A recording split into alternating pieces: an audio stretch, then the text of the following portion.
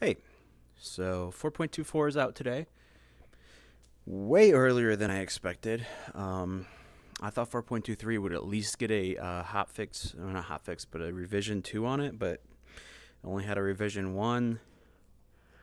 It kind of blindsided me. I was working on the whole Melee stuff, and then I got the 4.24 preview 1 released, and I had to scramble and port everything to it because there's a bunch of VR changes. The Valve VR input plugin got merged directly into the engine. So my open input module got changes on that end. I was finally able to drop that custom controller I had to run, and I'm using their skeletal actions, and I revised a bunch of stuff on that. Patch notes are in the usual place. There's a lot of quality of life additions that I threw into 4.24. They're in the patch notes as well.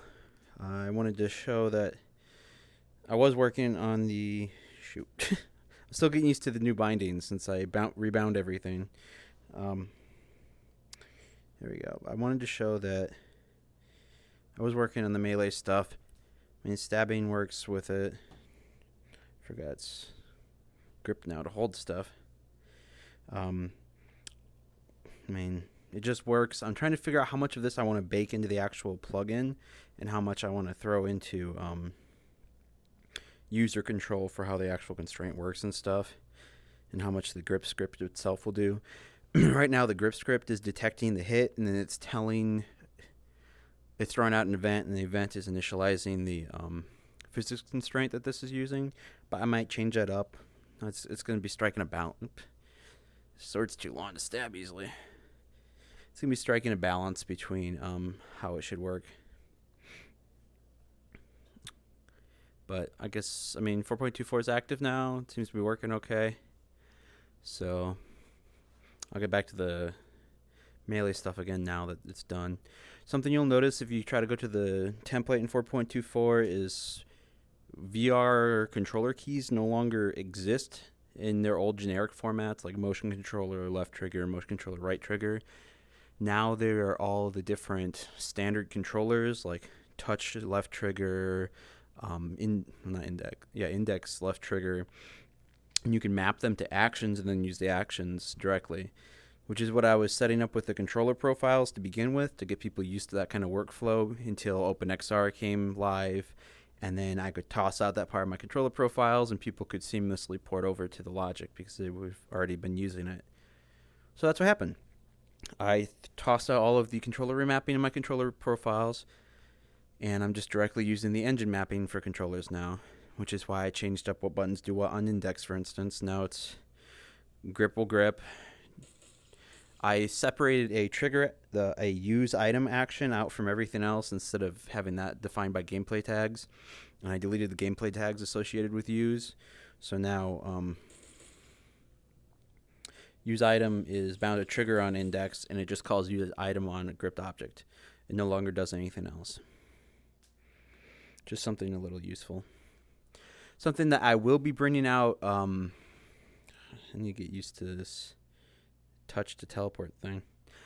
Something that will be coming out sometime during 4.24 as well, likely with the Melee grip script, is the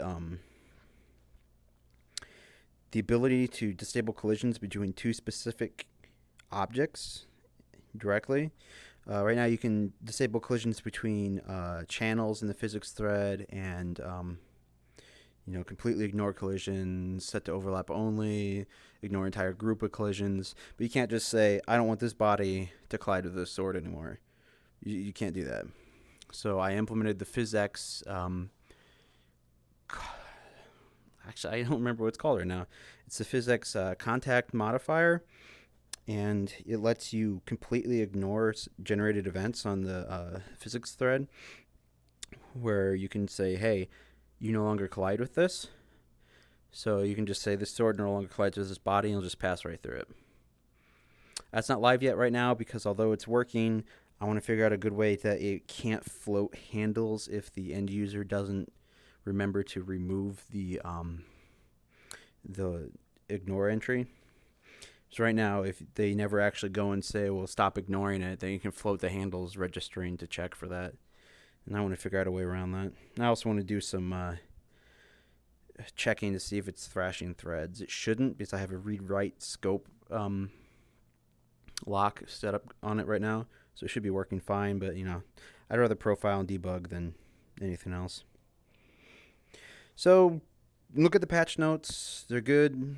There's a lot of stuff in 4.24 to be excited about.